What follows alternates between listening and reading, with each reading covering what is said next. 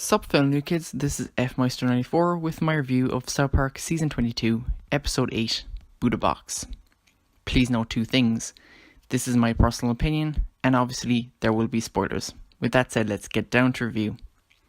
Let me start by saying I enjoyed this episode, despite some weak motivation on Cartman's part. When his feelings permeated through South Park, the interactions made for some great comedy. Though the Quince, PC and Strong are a reminder of a plotline that has outstayed its welcome, they bring the humanity out in each other, and I especially liked the end. It did take me 2 views to like it, but above all, it's well paced, but it doesn't do much with it, but I enjoyed it nonetheless. Now let's get into the episode. So the episode has 2 plot lines.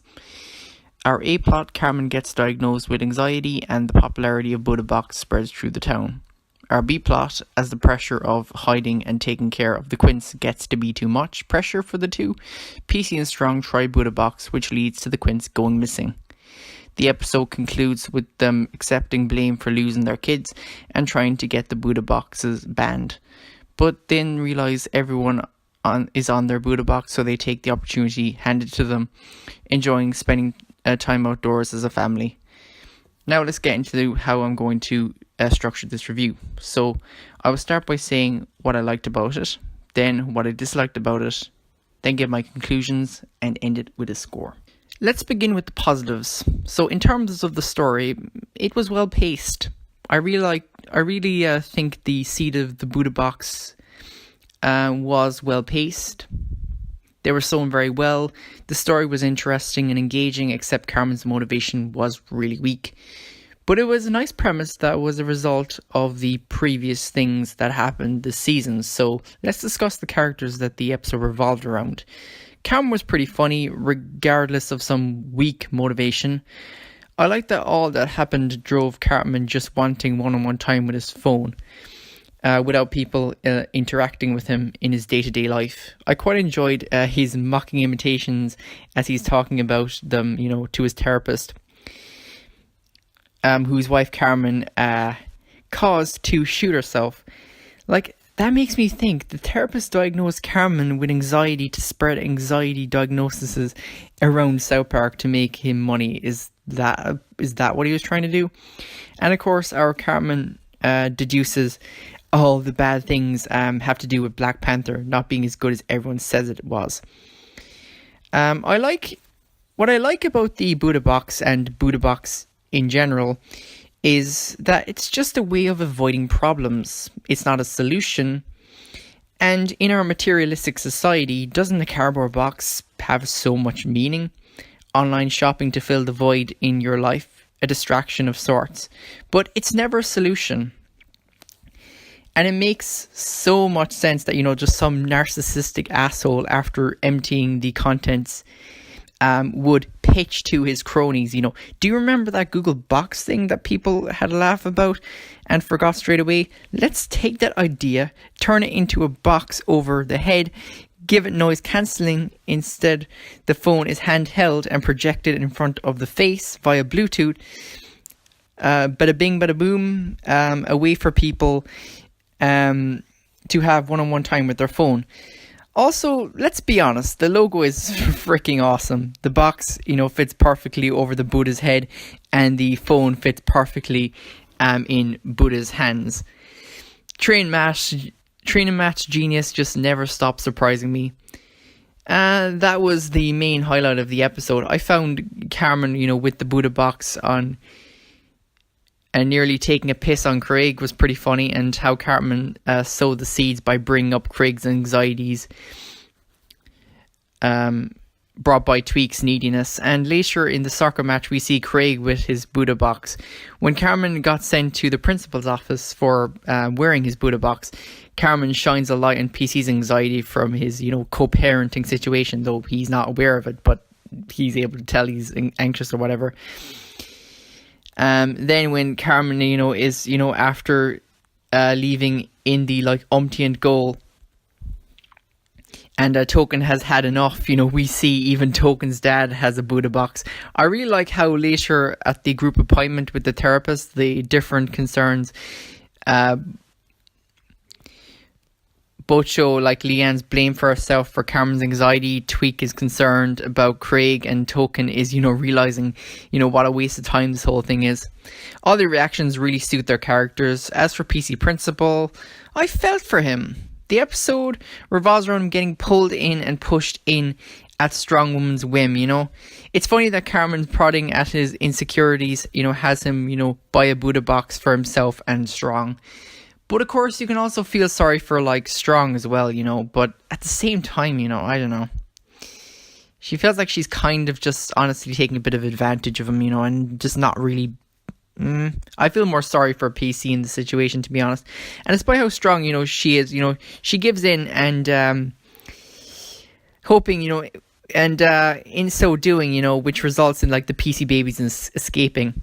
I really like the PC babies montage and how they protested the insensitive names of drinks and building a viaduct financed by the state and recording a chart hit which they achieved in a matter of hours, and their parents weren't there to even see it, which you feel for though too. But the whole thing is so stupid that it is so funny. I like the whole return of the joke of, who's making a difference, who's the future, to the PC babies giggling. It's undeniably adorable. Another highlight of the episode has got to be after Kyle has had enough and tells Carmen off, that Carmen's anxiety is nothing special, that everyone has anxiety. Carmen gets on a crusade in his outfit reminiscent of the Buddha, pitching the word of the Buddha to the mayor, asking her to provide a Buddha box to everyone in town, because namaste, which means fuck you, I've got anxiety. Talk about an absolutely beautiful reference to South Park Phone Destroyer. I enjoy these South Park Phone Destroyer references way too much. So now let's get on to the negatives of the episode. As for the cons, my main problem is Carmen. His motivation in this episode is just way too weak. Carmen is so boring. Carmen episodes have been pretty weak this season. The only episode I liked Carmen in was the vaping episode.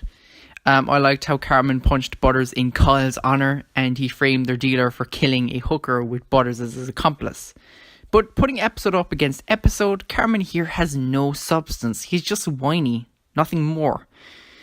No overreaction and no teeth. All these townspeople using anxiety as an excuse are so stupid. I'll give it all some credit. From a very, very, shallow level, I honestly got some laughs. It just honestly had no depth, and really, that was the main problem. The moment that really ticked me off in this episode is, why are they boys? Why are the boys at a water park? It's December, when the episode takes place, so how does this make sense? It is an oversight that really bothered me. And given that Kyle tells Carmen to get off his towel and explains to Carmen that everyone has anxiety, it's a really significant moment. Kyle gives Carmen, his eureka moment. So that oversight inevitably sticks out so much more, just absolutely like a sore thumb. The Buddha box and ad were what they needed to be, so I have no real complaint about them. But in the episode, the way that Strong is pushed and pulled PC just made her out to just be such a selfish bitch. I do find the continuing rhetoric brought by PC culture boring more than anything. I want this storyline to die already. So I gotta also hate those PC babies for sure. You babies, you're pretty insensitive in assuming, South Park has, addressed, you can't judge how a person different to you would feel having a slur irrelevant to you used on them, like in the Nagger episode. A couple of seasons ago, the lesson Stan learned from Token, the PC babies can't get it, so fuck them. One thing that disappointed me is, this isn't an episode that gives a blast from the past, previous episodes. It's just a Carmen episode that continues the plot line of PC and Strong's illegitimate family. The ideas this episode threads are interesting, but I think it doesn't take up it doesn't honestly take up the opportunity. It doesn't make use of it, you know. It was not an overly interesting episode. I really can't say I have any other problems with it, so let's get on to the conclusion. As for the conclusion, I found the ending pretty cute. A little bit saccharine for my taste, but I thought it was a really nice ending. Carmen convinced the mayor to give everyone in South Park a Buddha box. After PC and Strong come to realise, you know, they missed their kids' first protest because they chose to pick using the Buddha boxes over minding their children. So the first step they take is to ban Buddha box at the PTA at the school. So at the PTA meeting, you know, they're met with everyone wearing Buddha boxes, unfortunately. After Strong points out that they are not paying attention to PC, they take the opportunity to kiss and spend time together with the Quints, outside as a family, having a picnic, skiing, and eating with no eyes on them to judge them.